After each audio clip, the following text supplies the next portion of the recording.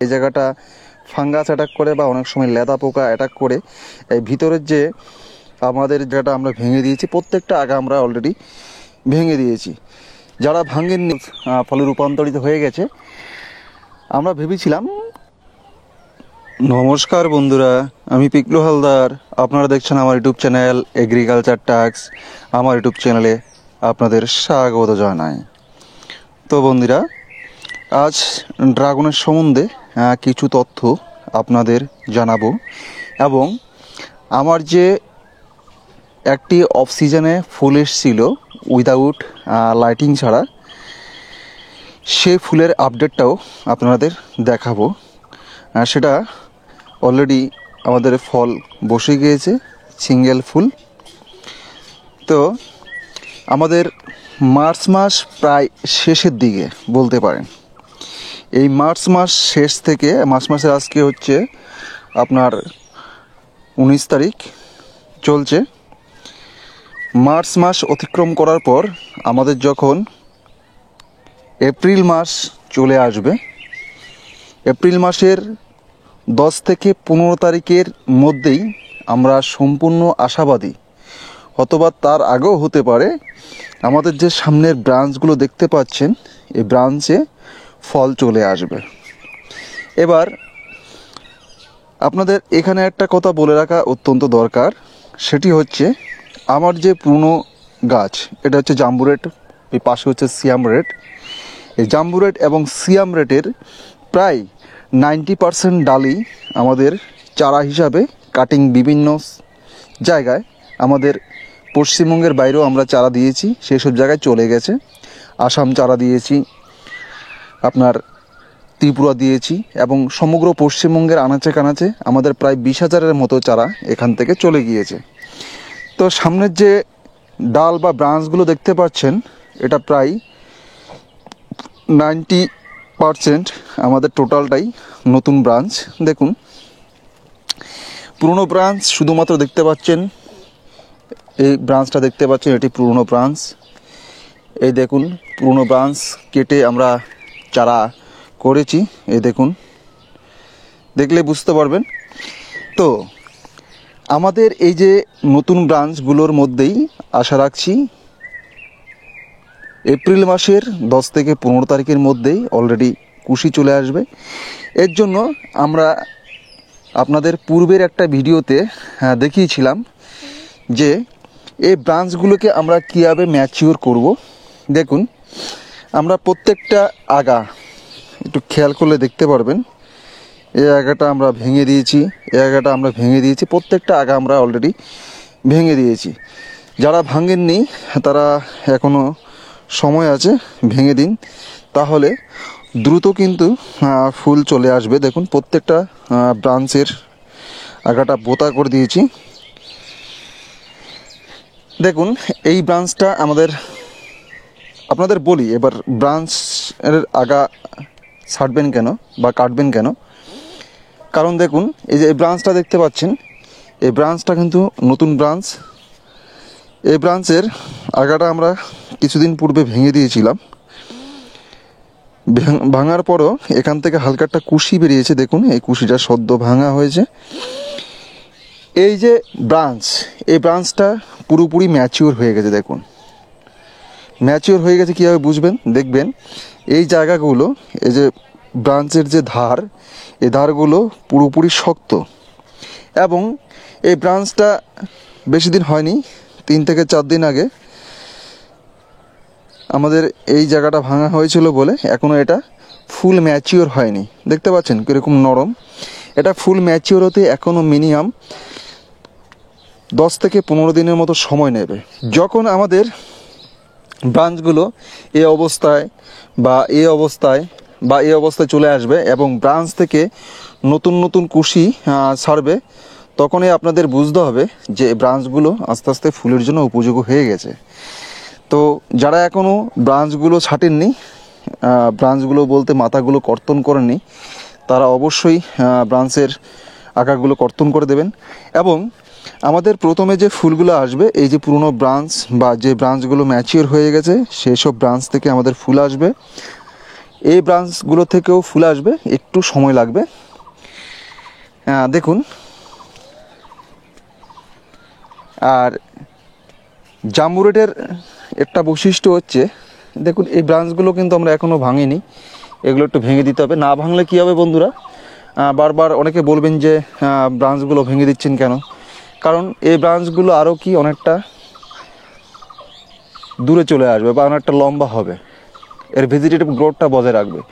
যখনই আমরা এটাকে বলা হয় অগ্রমস্তিষ্ক, যেটার ব্রাঞ্চের এই এই যে ডালটা আছে, এই ডালটা যদি ভেঙে দিই, এর পার্শ্বীয়ভাবে এই যে পাশের যে ব্রাঞ্চ কাঁটাগুলো আছে, এই পার্শ্বীয়ভাবে সে আপনার ডাল বেরোনোর চেষ্টা করবে। পার্শ্বীয়ভাবে ডাল তখনই বেরোবে যখন এই ডালটা পুরোপুরি ম্যাচিওর হবে।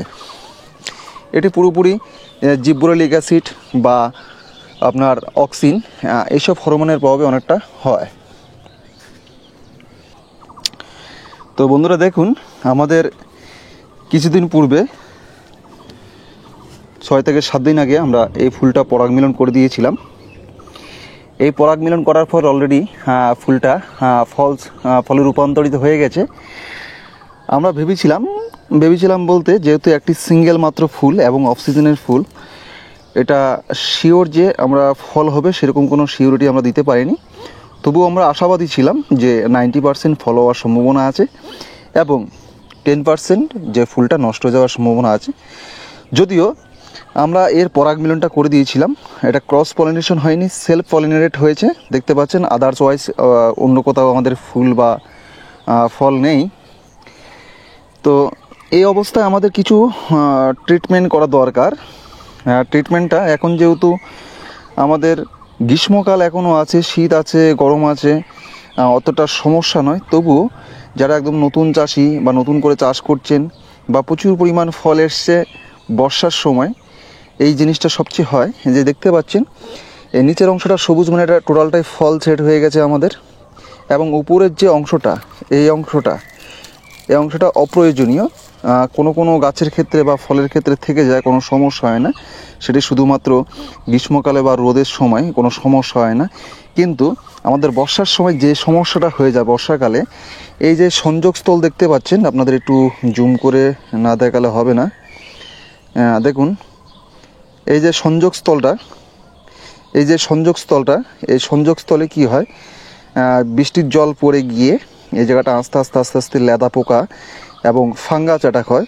ফাঙ্গাস অ্যাটাক হওয়ার পর কি হয়, এটা আমরা যদি না ভেঙে দিই, দেখুন আমি অলরেডি এটা ভেঙে দিচ্ছি, এভাবে হালকা করে আপনারা যদি টান দিন, দেখতে পাচ্ছেন, এভাবে টান দিয়ে দেখুন অলরেডি এটি আমরা তুলে ফেলেছি। এটা যদি না করা হয়, আমি বলছি কি হয়, এই জায়গাটা ফাঙ্গাস অ্যাটাক করে বা অনেক সময় লেদা পোকা অ্যাটাক করে এই ভিতরের যে আমাদের যে দানা বা শাঁসালো অংশ, সেই জায়গাটা নষ্ট করে দেয় এবং টোটাল ফলটা কয়েকদিন পর পচে গিয়ে নষ্ট হয়ে যায়। তো আপনাদের এই ভুলটা কখনোই করা যাবে না। এটা চেষ্টা করতে হবে যে পরাগ মিলনের পর বা ফুল ফোটার পর আমাদের 4 থেকে 5 দিন পর এরকম যখন একটা উপরে হালকা হলুদ এবং নিচে সবুজ অংশ থাকবে, তখন ফুলগুলো ভেঙে দেবেন। এইটা যদি করা হয়, ফলের সাইজও বাড়ে এবং ফল থেকে ফুল হওয়ার সম্ভাবনা প্রচুর পরিমাণে বেড়ে যায়। এটি হচ্ছে আমাদের পুংলিঙ্গের যে দণ্ডটা, সেই দণ্ডটা আছে, এটা থাকবে, এটা নিয়ে কোনো সমস্যা নেই। আর এই অবস্থায় আপনাদের কি কি পরিচর্যা করতে হবে আমি একটু বলে দিচ্ছি। আমাদের এইটা ভাঙার পর হালকা একটু ছত্রাকনাশক স্প্রে করে দেবেন, কারণ যেহেতু এই জায়গাটা একটু ভেজা আছে, এটা একটু করে দিলে ভালো হয়। এই সময় আমাদের যেটা করতে হবে, আমরা তো পরিমাণ মতো সার দিয়ে দিয়েছি, বা আপনাদের যদি গাছে যদি সারের যদি ঘাটতি থাকে, অবশ্যই বিভিন্ন টাইপের যে সার, এই সময় বিশেষ করে পটাশের পরিমাণটা বাড়াতে হবে, অ্যামোনিয়ার পরিমাণটা কমাতে হবে, এবং বিভিন্ন যে অ্যামাইনো অ্যাসিড, যেটা হচ্ছে আপনার অ্যামাইনো অ্যাসিড, ফলভিক অ্যাসিড এই জাতীয় বা সিউইড এই জাতীয় যে আপনার লিকুইড ফর্মে যেগুলো পাওয়া যায় আর কি, প্রোটিনগুলো, এগুলো আপনাদের সরাসরি গাছে স্প্রে করতে হবে। এবং অনুখাদ্যটা মাস্ট, এই অবস্থায় ফল বড়া করার জন্য অনুখাদ্যটা অবশ্যই দরকার। আপনাদের বাজারে ভালো যে অনুখাদ্যগুলো পাওয়া যায়, সেটি স্প্রে করে দেবেন। আর আরেকটা কথা, সেটি হচ্ছে আপনাদের এই অবস্থায় বোরনের পরিমাণটা ভালো দেবেন। বোরনটা যদি দেন, ফলের যে বাইরের যে আবরণটা, এটা খুব সুন্দর, একদম উজ্জ্বল চকচকে হবে এবং ফলের শেপটা খুব দুর্দান্ত হবে। তো এই বছরের এটা আমাদের একদম প্রথম ফল দেখতে পাচ্ছেন। গাছে আমাদের এখনও কচি ডগা বা ডাল বর্তমান, দেখুন প্রত্যেকটা জায়গায় আমি আপনাদের একটু ঘুরে ঘুরে দেখাই। দেখতে পাচ্ছেন, এটা আমার সম্পূর্ণ পুরনো বাগান। এই বাগানে আমাদের অলরেডি সানবার্নের হাত থেকে রক্ষা করার জন্য আমরা যে কেওলিন পাউডার, সেটা আমরা অর্ডার করে দিয়েছি। এই পাউডারটা চলে আসবে। পাউডারটা আসার পর আমরা এই গাছগুলোকে সানবার্নের হাত থেকে রক্ষা করতে পারবো। এবং দ্রুত ফুলানোর জন্য আরও যে কিছু কাজ সেটা করতে পারেন। এই অপ্রয়োজনীয় যে ব্রাঞ্চগুলো আছে, এই ব্রাঞ্চগুলো ফেলে দিতে হবে মাস্ট। এই ব্রাঞ্চগুলো রাখা যাবে না অবশ্যই, কারণ আমাদের যা ব্রাঞ্চ রাখার হয়ে গেছে, এখন এই ব্রাঞ্চগুলোকে দ্রুত ম্যাচিওর ব্রাঞ্চে আমাদের কনভার্ট করতে হবে। যত দ্রুত ম্যাচিওর ব্রাঞ্চে কনভার্ট করব, তত আমাদের ফল পাওয়ার সম্ভাবনাটা বেড়ে যাবে। এর জন্য অবশ্যই আপনাদের পর্যাপ্ত পরিমাণ খাবার, জলসেচ, ফাঙ্গিসাইড স্প্রে এবং বিভিন্ন ধরনের যে ভিটামিন, এগুলো একটু স্প্রে করবেন। আর এই মুহূর্তে একবার আপনারা মিরাকুলানটা ইউজ করতে পারেন, সেটা সকাল 8টার আগে অথবা বিকালের দিকে স্প্রে করতে পারেন। মিরাকুলানের মধ্যে তো ট্রাইকন্টনল। এই ট্রাইকন্টনলটা কী করে বন্ধুরা, আমাদের যে বাধাপ্রাপ্ত যে সেলগুলো থাকে বা কিছু পরিমাণ উৎসেচক থাকে, যেগুলো ইনঅ্যাক্টিভ পর্যায়ে থাকে, এগুলোকে অ্যাক্টিভ করে নেয়। তো আপনারা সেটাও ব্যবহার করতে পারেন। এছাড়া আর পটাশের যে লিকুইড পটাশ, এই পটাশটা একটু সপ্তাহে আপনারা স্প্রে করে দেবেন, তাহলে দুর্দান্ত রেজাল্ট পাবেন। চলো দেখুন আমার বাগান, আপনাদের একটু দেখাচ্ছি। দেখুন, এগুলো প্রত্যেকটা ফুল ম্যাচিওর ব্রাঞ্চ। এটা পিঙ্ক রোজের বাগান সম্পূর্ণ। আর এখানে আমরা কিছু পরিমাণ লাগিয়েছি, এই দেখতে পাচ্ছেন, এটি শ্রীলঙ্কান রেড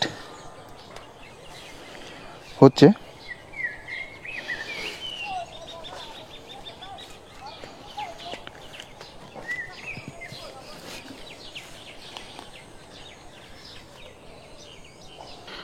বন্ধুরা, এখানে আরেকটা কথা বলে রাখা অত্যন্ত দরকার।